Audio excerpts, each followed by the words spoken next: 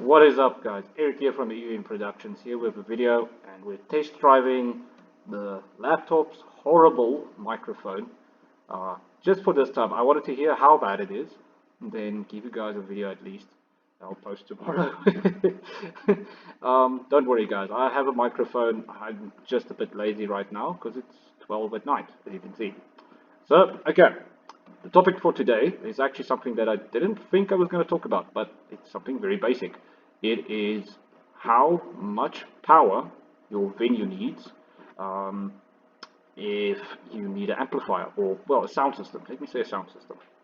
I'm doing this because a client of mine called me the other day. Was like, listen, do you have this kind of amp? Can I buy it from you? And I was like, look, I could have been dishonest and been like, hell yeah, buy my amp for this amount of money. Like it would be $700 um, overseas, and I would have made some money. But one, I like this amplifier a lot, and two, it's not enough.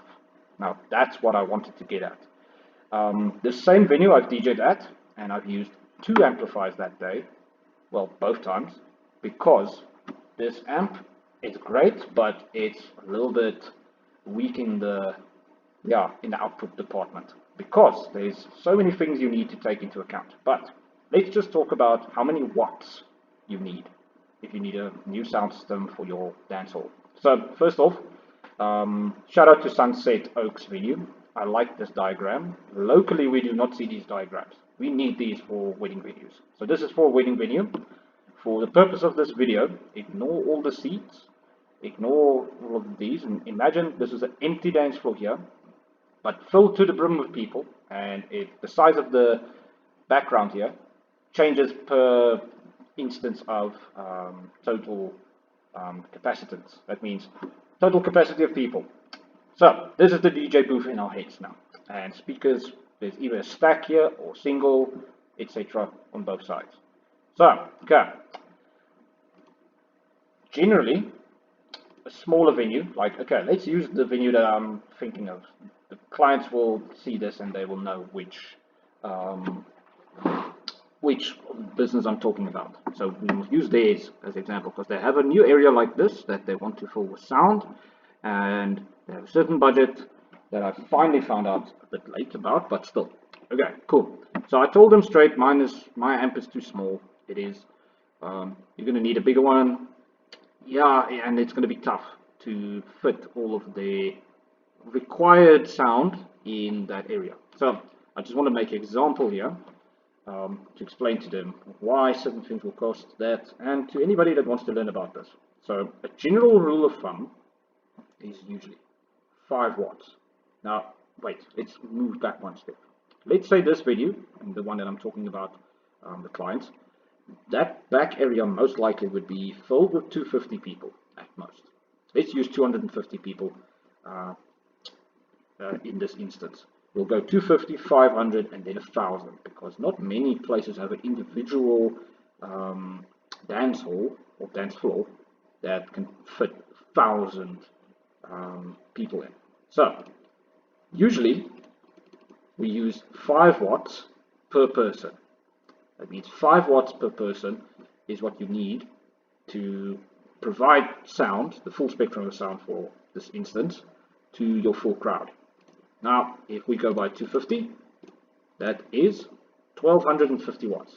However, this is without taking into account the absorption rate of people, furniture, all this stuff. Yeah, sorry guys, I'm kind of spoiled this amplifier that I'm using as an example, but anybody with a keen eye have already seen it.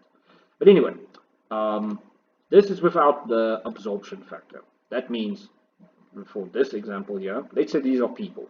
Let's say these were people in groups here. And let's say there's some chairs against the walls, even the open doors here, glasses, everything. Everything has an absorption coefficient.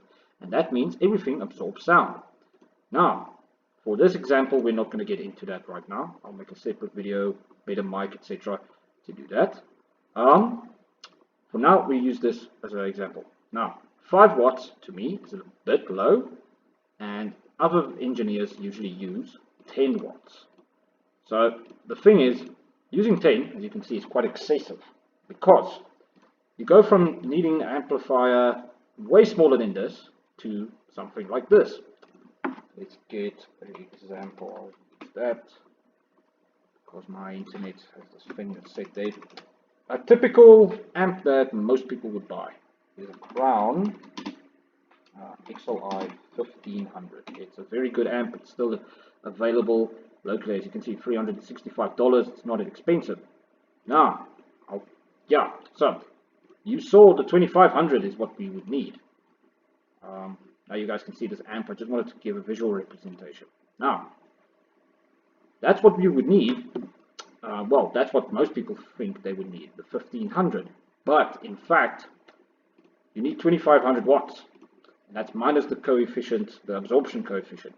That means at 8 ohms, because most Pro Audio speakers are 8 ohms, you would need a lot more than all of these, as you can see.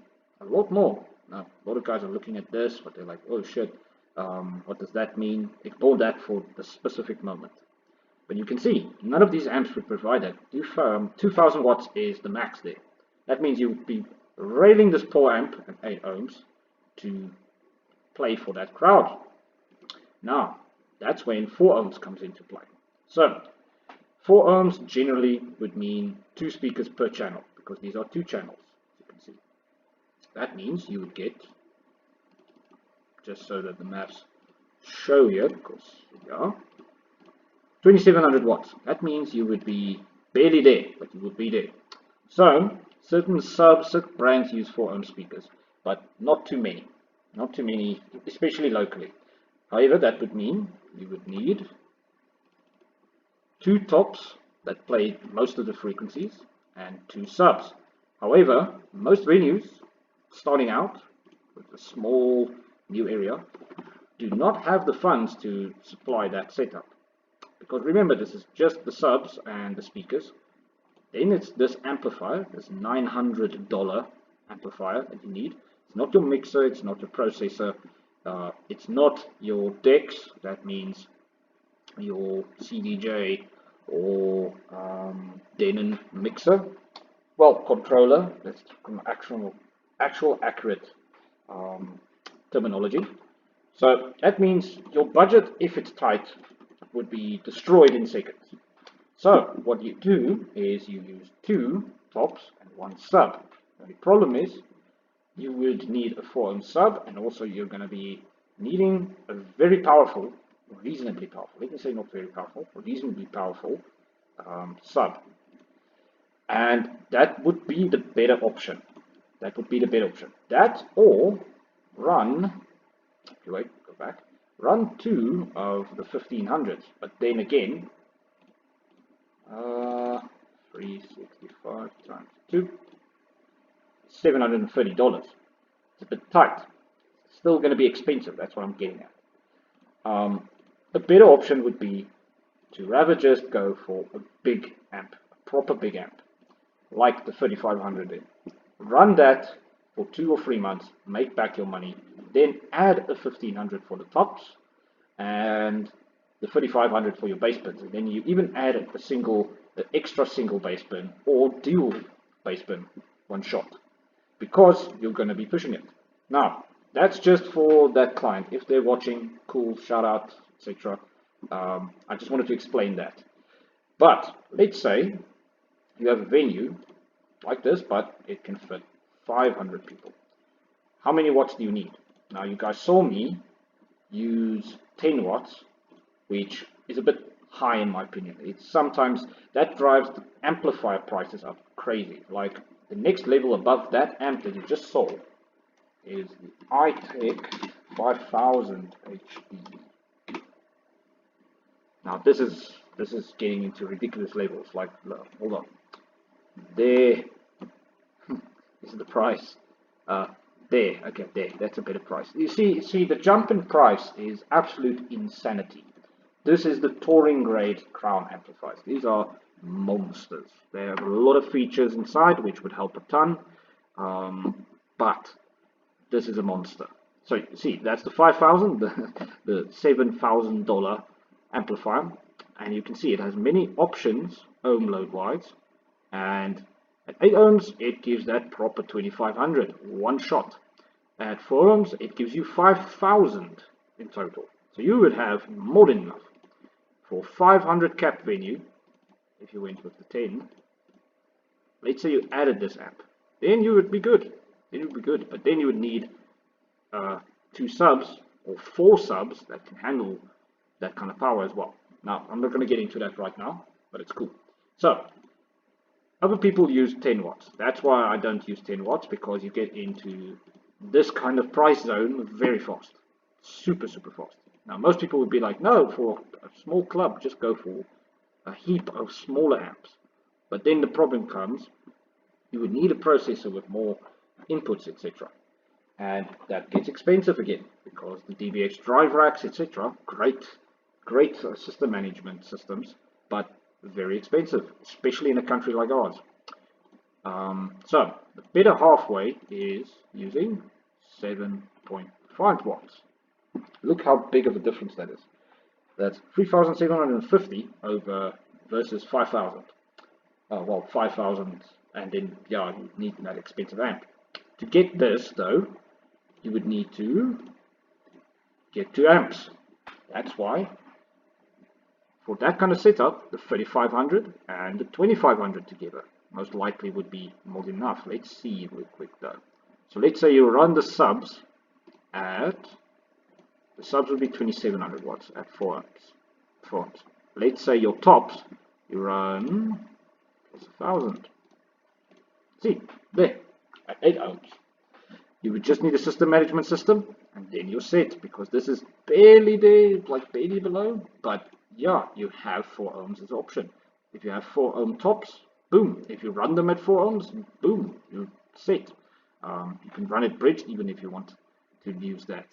However, that would be a lot better. That's why 7.5 watts per person is the best. Now, let's say you have a very large venue with 1,000 people just chilling here. I'm thinking about one right now that maybe has something close to that. Then 7,500 watts do you need, spread out across all speakers, etc. I'm not going to go into how much per area in your system you need, because there's actually more zones in your frequency bandwidth than people think. For now, we're just doing this as a very broad general sense. So 7,500 watts, at least. That's what you would need.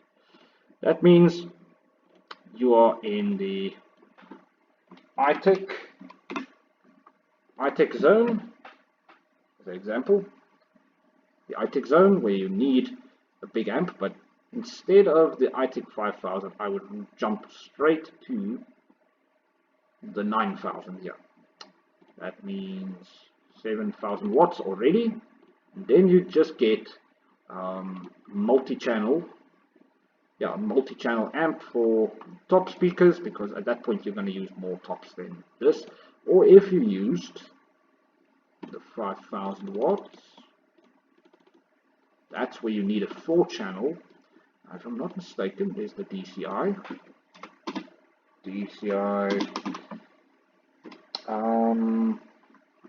4600. There's one that's yeah, there. This is the one that you might use, or the 4-channel versions of the iTechs. As you can see, at 4 ohms, you're going to be more than happy. You're going to have about 5,000 watts again. Where's the other one? There's the 4-channel one. I think. 4-channel. I don't Google these amps that much. Yes, yeah. Or you can use one of these. I forgot about this amp. Such a good amp. If I could, I would. As you guys can see, 4 channels, 2,000 watts. Yeah, you can straight get into this. Then you have 8,000 watts at 8 ohms. One shot. And at 4 ohms, you can double the amount of speakers and you run that fine. However, one amplifier is usually not the direction we go, but I just wanted to share this. So for the local venue that we have, I'm pretty sure we can squeeze 250 people on the dance floor alone. That means we would need 1,875 watts. That means I can go for Crown XLI 3500, and I'm pretty sure we would be in the green. As you can see, 2000 watts at 8 ohms, you see that's below, and then at 4 ohms, which I would do 2 subs, 2 tops, then 2700, meaning we have a lot of headroom. We can actually check how much headroom, and it would kind of work with the absorption coefficient. You need actually a bit more because of that, but let's just say for now. So any amplifier in this amplifier's range would be good there. But generally, guys, the main point of this video is actually just to show how much watts you need. It also makes you think about how much power big festivals have, because they have 20,000 people. Just making sure, 20,000 people, and let's say they use my number just to compensate a tiny bit. Yeah, but I know those guys actually go overboard there. Yeah, insanity. And that's why they use those iTech, the jumbo amplifiers, and they have racks the size of a car filled with amplifiers and stuff. Big production companies use that. For a venue like this, you would need nowhere near that kind of power.